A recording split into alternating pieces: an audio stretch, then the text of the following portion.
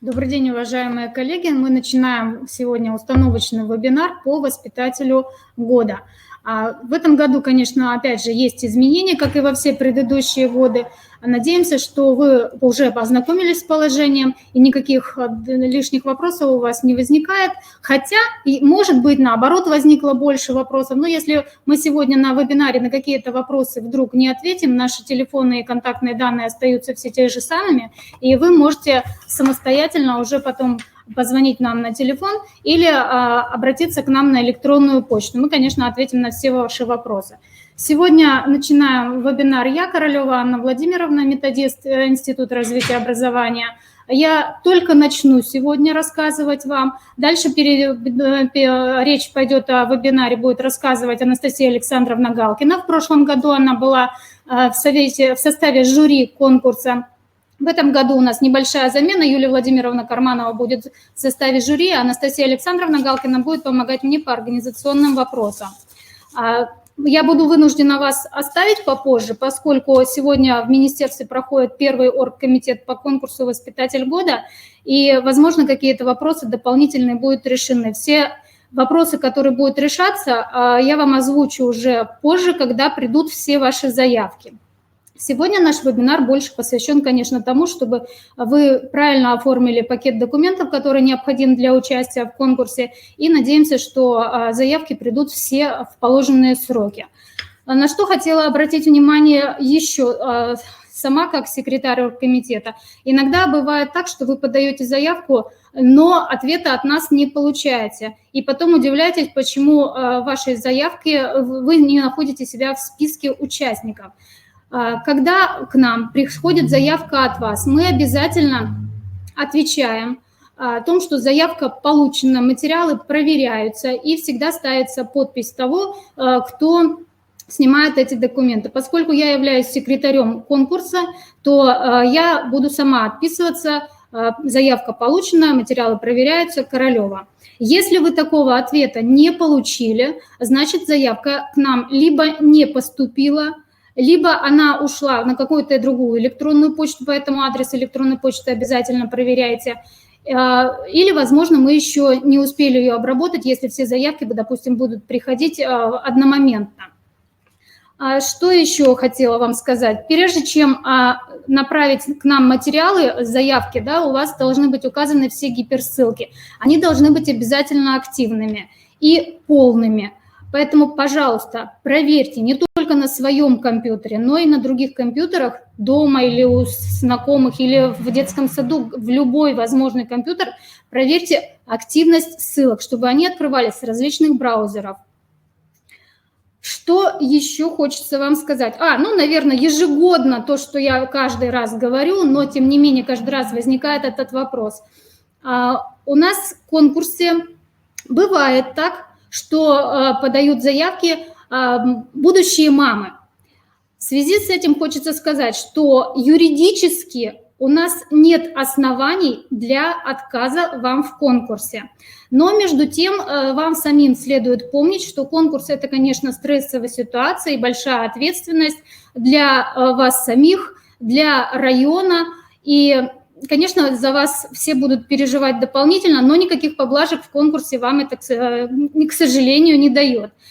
Что хочется сказать будущим мамам? Вы обязательно помните, что первый триместр, конечно, он очень важен для развития всех функций и систем организма ребенка, поэтому стрессовые ситуации, конечно, здесь крайне противопоказаны. Второй триместр проходит, как правило, более спокойно, ребенок достаточно так, мама уже привыкла к нему, ребенок привык к маме, и он, так, скажем, менее опасный для развития малыша. А третий триместр опять становится более опасным, поэтому здесь тоже обратите внимание, поскольку начинается бурный на свое здоровье и на здоровье ребенка, поскольку начинается бурный рост организма и в том числе развитие мозговых структур. И, как говорят дефектологи, лучше родиться 7 или 9-месячным, чем 8-месячным, поскольку в это время формируется головной мозг. И, конечно, стрессовые ситуации тут абсолютно недопустимы. Каждый, конечно, в данный период чувствует себя по-разному, и каждый переносит беременность по-своему. Поэтому еще раз подумайте, взвесьте все «за» и «против». Риск, кто не рискует, тот не пьет шампанского, как у нас обычно говорят, да, но береженного Бог бережет, поэтому вы подумайте, взвесьте все «за», «против», взвесьте все возможные риски. Еще раз хочу уточнить, что юридических оснований для отказа в подаче документов нет. Главное, чтобы от вас пришел полный пакет документов. Ну и еще на что обращаю внимание. У муниципалитета, конечно, стоит своя задача в том плане, что вы хотите показать лучшего представителя района, лучшего воспитателя или дефектолога, или логопеда, или психолога. Ну, тут разные вариации могут быть. Но между тем нужно помнить, что наша-то задача как республиканского конкурса, чтобы мы отправили лучшего педагога на участие в российском конкурсе. И в связи с этим, вот, хоть это такой, может, гиперполизированной форме, я скажу, ну, допустим, поступило 5 заявок от будущих мам. И что нам делать в этом случае? Кто-то из вас занял первое место, кто-то второе, кто-то третье. Кого мы должны отправить на российский конкурс? Ситуация, конечно, я описала очень абсурдную, но такое вообще гипотетически возможно. Поэтому, пожалуйста, еще раз взвесьте все возможные риски. Сейчас я передаю слово своей коллеге Анастасии Александровне Галкиной, которая расскажет вам по моментам подачи заявки, что необходимо, какие сроки необходимо выполнить. И мы с минуты на минуту ждем победителя прошлого года, Костину Екатерину Михайловну. Надеемся, что она успеет подъехать и рассказать вам о том, как готовиться к очному туру конкурса. Анастасия Александровна, вам слово. Спасибо, коллеги. Здравствуйте, уважаемые коллеги! Сегодня мы с вами более детально и подробно рассмотрим основные требования по проведению республиканского этапа всероссийского конкурса «Воспитатель года России» в 2021 году. Конечно же, основными организаторами конкурса является Министерство образования, науки и молодежной политики Республики Коми совместно с Коми Республиканским институтом развития образования, Сыктывкарским государственным университетом, совместно с гимназией искусств при главе Республики Коми, с Республиканским центром дополнительного образования, совместно с Сыктывкарским гуманитарно-педагогическим колледжем имени Ивана Алексеевича Куратова и, конечно же, с управлением дошкольного образования. Конкурс проводится в целях профессионального и личностного развития педагогов образовательных организаций, реализующих образовательные программы дошкольного образования, выявления и поддержки наиболее талантливых педагогов, распространения лучших образцов профессионального опыта педагогических работников республиканской системы дошкольного образования, поощрение дальнейшего профессионального роста педагогов дошкольного образования Республики Коми, привлечение внимания органов государственной власти и органов местного самоуправления Республики Коми, широкой научной и педагогической общественности, средств массовой информации к решению проблем дошкольного образования. Девиз нашего конкурса, как и в прошлые года, это и остается «Я воспитатель будущего». Сейчас мы с вами рассмотрим более детально требования к проведению республиканского этапа всероссийского конкурса «Воспитатель года». То есть в конкурсе могут принять участие педагогические работники со стажем педагогической работы не менее 3 лет. На это мы с вами внимание обращаем не менее 3 лет. Конечно же, имея гражданство Российской Федерации. От каждого муниципалитета едет на участие в конкурс 1 участник. К участию в конкурсе не допускаются абсолютные победители, призеры, это лауреаты 2 и 3 степени, победители в номинациях и участники конкурса предыдущих 3 лет. Это за 2018 год, 2019 и 2020. И также в конкурсе не допускаются педагогические работники, которые в период проведения конкурса замещают должность руководителя дошкольной образовательной организации. И, конечно, мы с вами помним, что участие в конкурсе является добровольным. Для организации и проведения министерством создается организационный комитет и экспертный совет.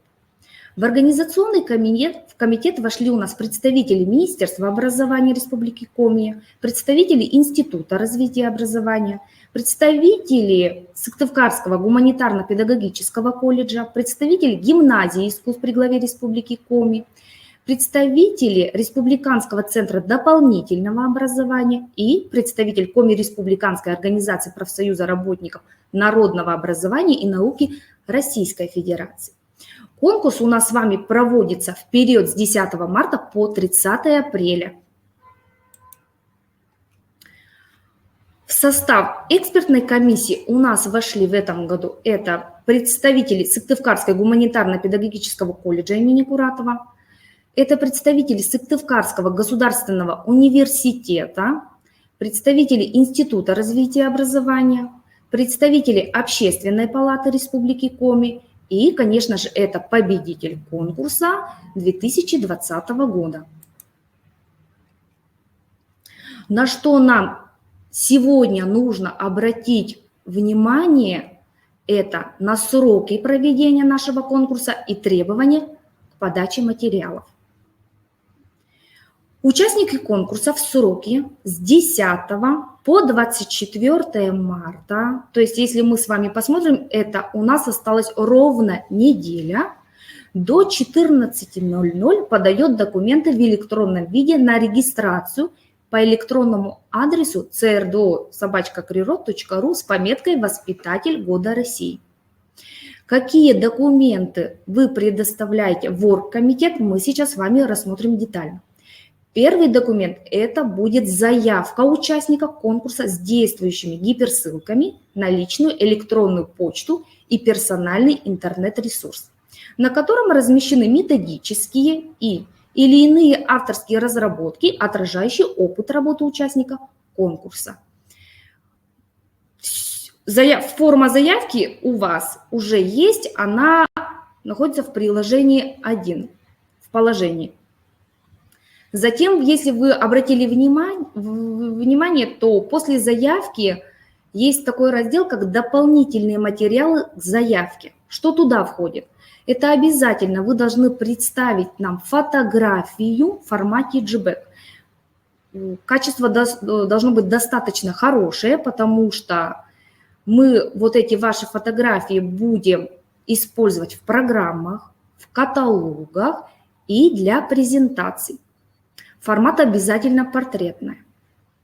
Также обязательно вы должны представить копии документов, оригинал или копия ИНН, оригинал и копия страхового пенсионного свидетельства, оригинал и копия страниц паспорта с фотографией и прописка владельца, номер расчетного счета платежной системы МИР или сберкнижки, медицинский полис.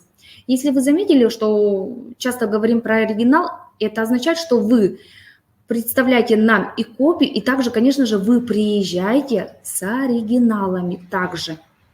Потому что у нас с вами, знаете, бывают всякие форс-мажорные обстоятельства, тем более мы с вами живем в эпид-ситуации, все документы должны находиться всегда с собой. Следующее, что мы с собой берем, это туфли.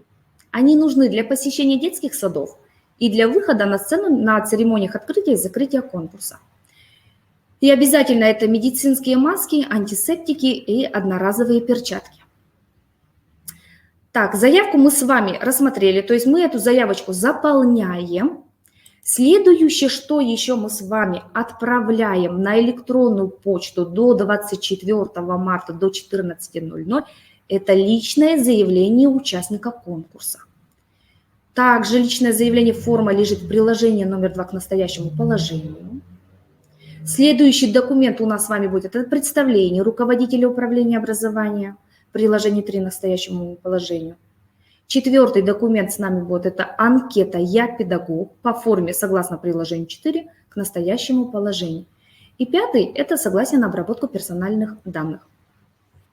На что хотелось бы внимание обратить, что в заявке первый документ, который мы с вами готовим и присылаем, это заявка. Заявка у нас с вами, она стандартная.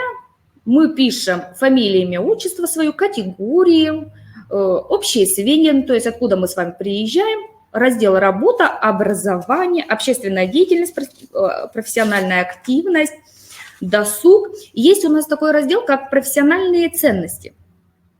В этот раздел у нас входит педагогическое кредо участника.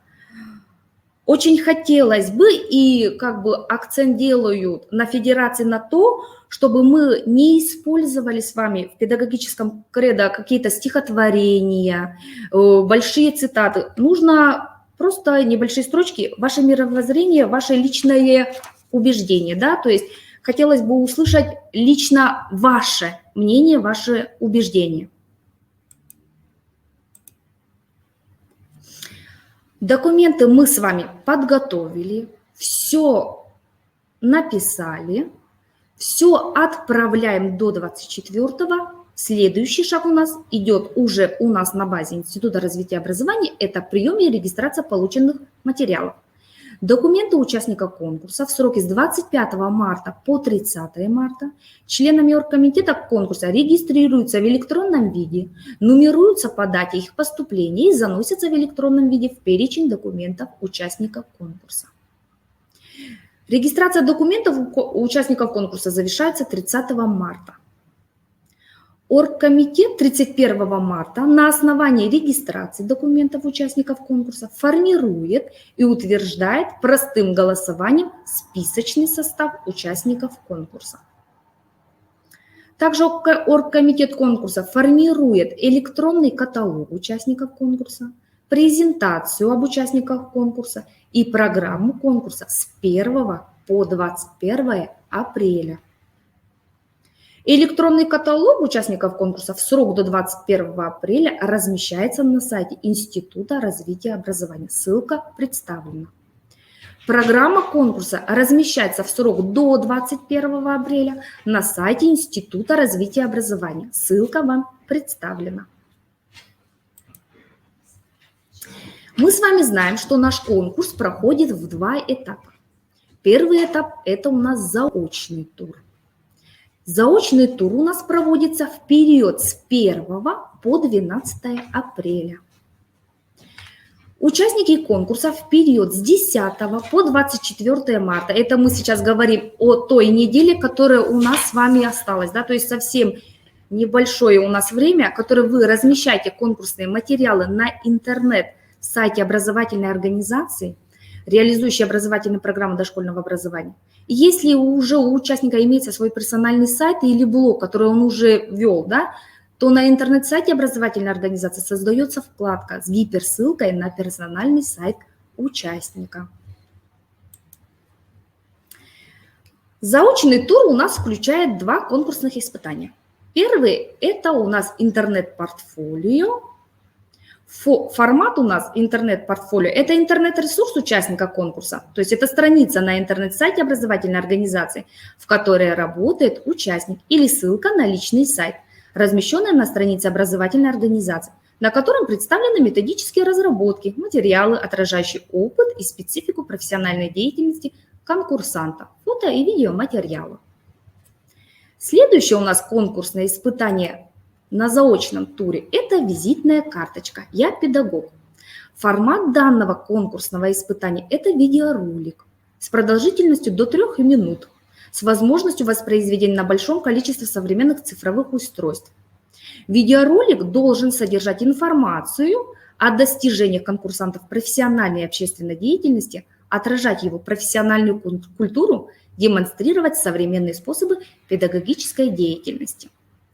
Получается, у нас с вами осталась неделя, мы с вами готовим документы, это заявка, это представление, дополнительный материал к заявке, на который мы сейчас с вами обратили внимание, заполняем анкету и, конечно же, на сайте дошкольного образовательной организации мы делаем с вами вкладки, где у нас с вами будут все наши материалы заочного тура, это интернет-портфолио и визитная карточка. Может, самый волнительный, а может и самый такой активный, конечно же, это у нас с вами очный тур. Последовательность выступления в очном туре определяется рейтингом баллов участников конкурса по итогам первого заочного тура. То есть кто был первым в заочном туре, кто прошел все эти 2 тура заочные наиболее успешно, наиболее активно, кто является первым в рейтинге, тот и будет первым в очном туре в первом конкурсном испытании «Педагогическая находка», который будет 26 апреля на базе Института развития образования. Очный тур у нас с вами проходит с 26 апреля по 30 апреля, это 5 дней, и включает в себя 4 мероприятия. Вот первое мы с вами сказали, это педагогическая находка. Второе конкурсное испытание – это мастер-класс, который состоится 27 апреля. Последовательность выступления на мастер-классе определяется в ходе жеребьевки в первый день. Третье конкурсное испытание – это педагогическое мероприятие с детьми дошкольного возраста, которое будет проходить 28 и 29 апреля. Последовательность выступления участников конкурса определяется 26 апреля на организационном собрании конкурса посредством жеребьевки. Результаты по итогам мероприятий первых 4 дней второго очного тура конкурса размещаются на сайте Института развития образования. Ссылка представлена до 21:00. Вы можете ознакомиться, то есть вы уже будете видеть рейтинг, вы можете увидеть, кто у нас с вами лидирует, кто идет в лауреата, кто в списках, в участниках. Четвертое испытание у нас с вами – это профессиональный диалог, который будет проходить на базе Института развития образования 30 апреля. Последовательность выступлений участников конкурса в мероприятии формируется согласно набранным баллам в общем рейтинге по итогам первых 4 дней второго очного тура. 26 апреля на организационном собрании конкурса посредством жеребьевки определяются темы профессионального диалога. Одна тема выбирается на подгруппу из 3-5 участников с целью обсуждения определенной тематики с различных позиций. И, конечно же, у нас с вами последний этап конкурса – это завершение и церемония награждения победителя, лауреатов и участников конкурса.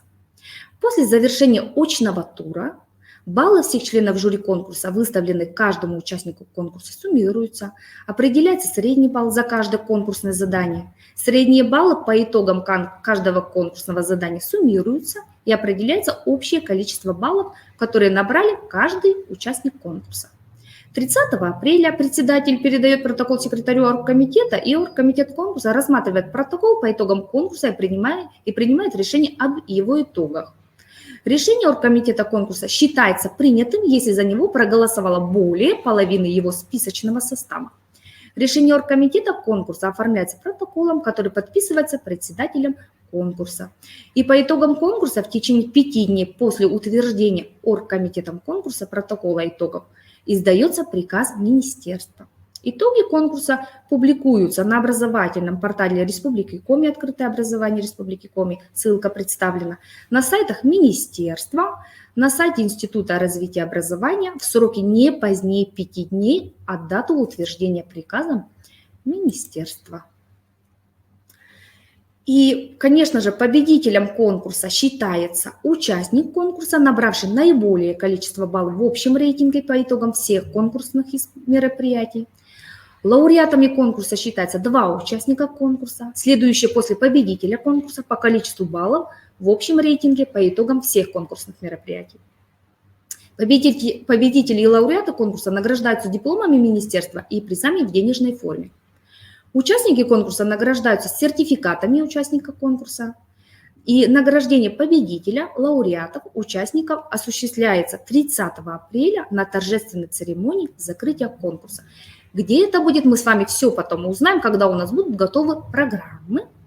Победитель конкурса с его согласия направляется для участия в заключительном этапе Всероссийского конкурса на «Воспитатель года России».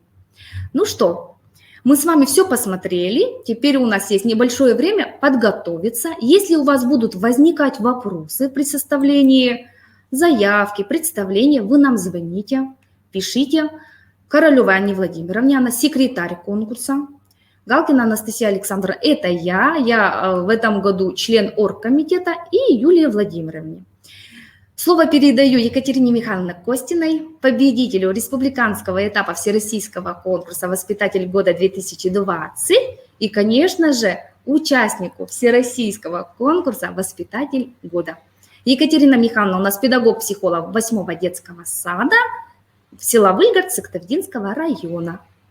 Пожалуйста. Добрый день, уважаемые коллеги, добрый день, уважаемые участники конкурса. Я рада вас приветствовать и очень рада, что конкурсное движение продолжается, и в ряды конкурсантов вливается все больше и больше коллег, все больше и больше единомышленников. Ну а сегодняшнее мое выступление я бы хотела начать с притчи. Два друга, Касьян и Елизар, с раннего детства мечтали о достойной преуспевающей жизни. Прошло время, ребята через какое-то время встретились, и тогда Касьян спросил у друга: «Как же удалось тебе, Елизар, добиться таких больших успехов?» «Я всего лишь оказался в нужное время и в нужном месте», – ответил тот. Через несколько лет друзья снова встретились.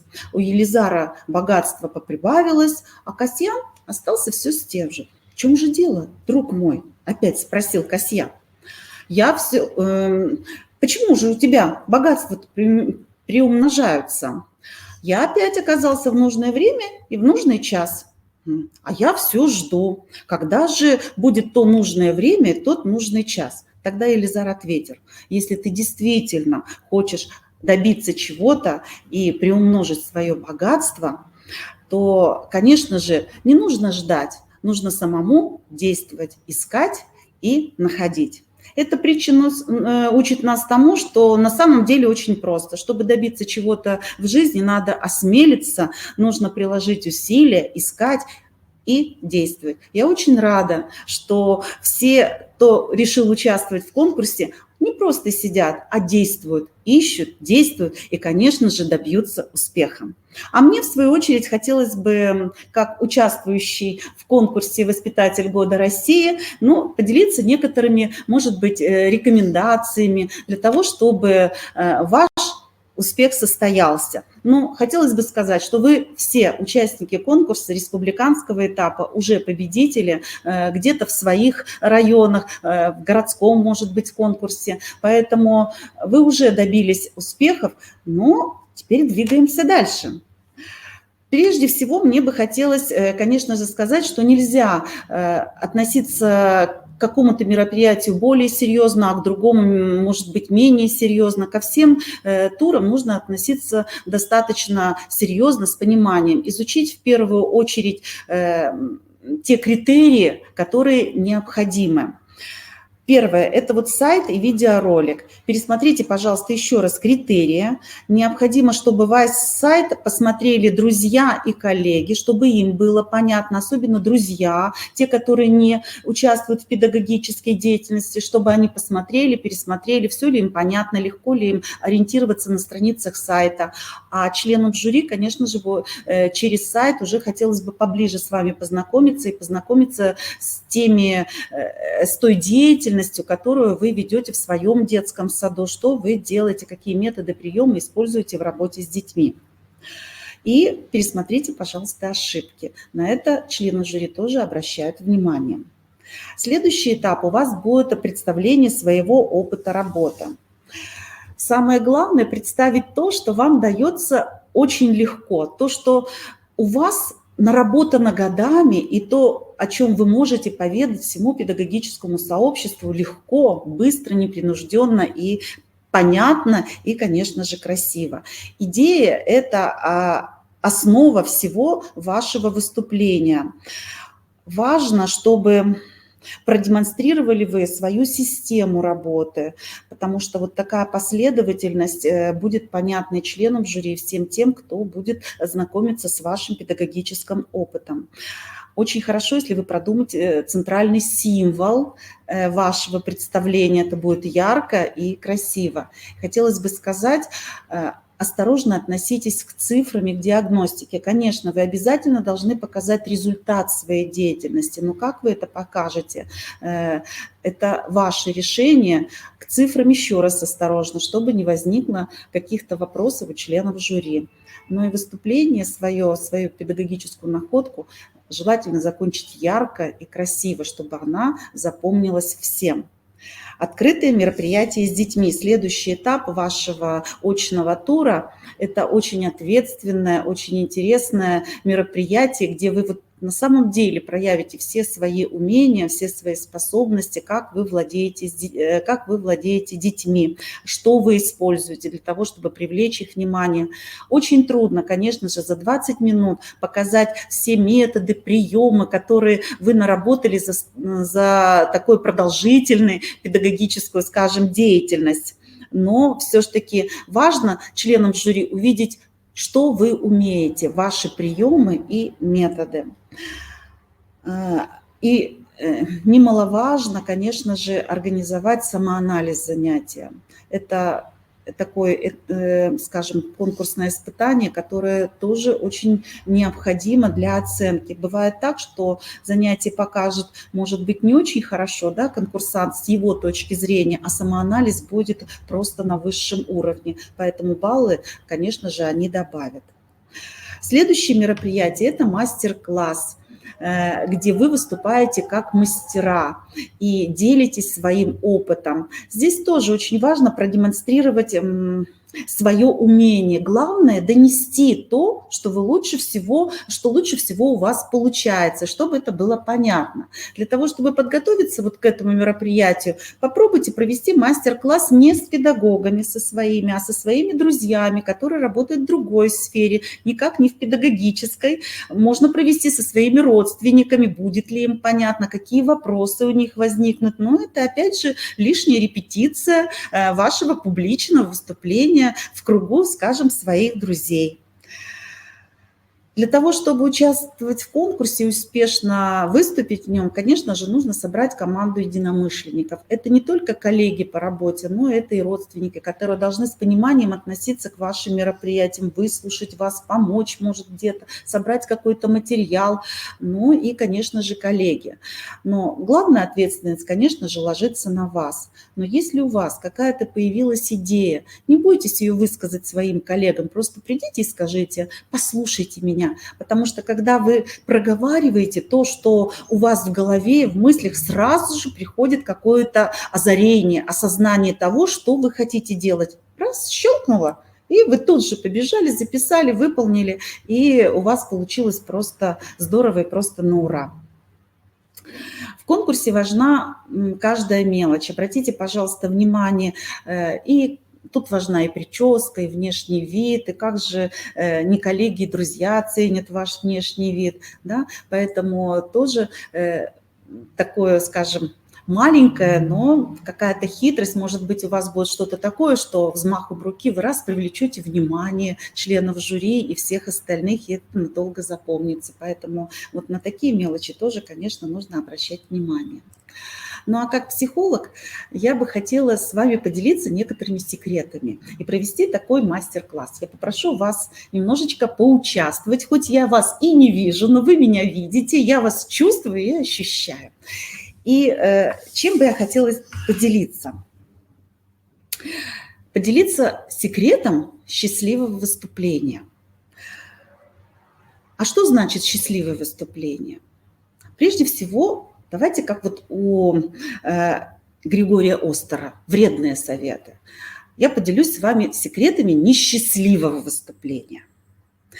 Это не обязательно конкурсное мероприятие, может быть, это выступление перед коллегами или выступление перед родителями. Что же нужно для того, чтобы никак не победить и выступить очень плохо? Что сделает, в общем-то, вас несчастным или выступление ваше неудачным? Это внутренняя бухтелка.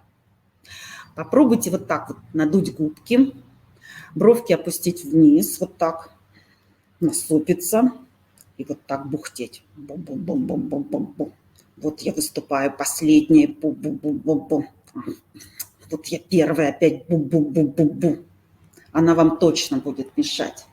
Еще вам может помешать внутренняя рычалка, когда вы так вот руки сжимаете в кулачки, выпускаете коготки, и что-то члены жюри задают вопросы, и вы порычали. Отлично, еще порычали. Если вы так будете рычать, ну, конечно же, может быть, и это кому-то и не понравится, и провал может быть. А еще вот такая немножко кислинка и горчинка, когда вот представьте, вы вот лимон или там горькое что-то, так скривились, опять задают вопрос. Да, успеха не будет. А еще какая-то некоторая нылка. Вспомните, как дети, тоже не поможет. Но очень часто мы очень быстро все пытаемся делать, да, на скорости. Вот такая кипишелка. Все быстро, быстро, быстро. Вот выступаю первая, быстро, быстро, быстро. Вот последняя, ой, быстро, быстро, быстро не успеем. Кипишелка. А еще вот такое слово, как не очень красивое, такая тупелка, когда на экзамене задают вопросы, мы так глаза, это бухтелка, брови насупили, так, ротик отпустили и смотрим. Вопрос нам задают, а мы попробовали. Не очень хорошо, правда? Конечно же. Ну и, конечно, самое последнее, когда провал 100%, это полное отчаяние. Руки подняли вверх, так, все. Ничего не получается. Ну а что же, какой же секрет счастливого выступления? Конечно же, он в нас самих. И для того, чтобы счастливо выступить, у каждого у нас в сердце есть солнышко. Вот приложите руку к груди, к сердцу. Там у вас находится солнышко. А лучи это лучик доброты, лучик радости, лучик счастья, лучик открытости. Откройте свое солнышко, вот так прямо откройте его. А еще, конечно же, поднимите носик вверх. Вот так, раз, подняли носик вверх. Ну и что я последняя выступаю? Первое, это же отлично, а в серединке это просто класс. Подняли носик. А еще широко открытые глаза. Вот как будто вы увидели Деда Мороза, который приносит подарки. Широко открыли глаза, прям так ярко, открыто, чтобы все вас видели. Ну, еще, конечно же, улыбка на лице, улыбнулись широко. Ну и крылья, плечики так расправили, почувствовали взмах, и вы полетели. И тогда успех, конечно же, обеспечен. Давайте еще раз попробуем. Руки к сердцу, солнышко в груди открыли, носик кверху, глаза широко открыли, улыбка, крылья и вперед. Удачи всем. Желаю всем большой удачи. Спасибо за внимание. Ждем вашего позитивного настроя, хорошего настроения и только вперед. Спасибо за внимание. До свидания. До свидания.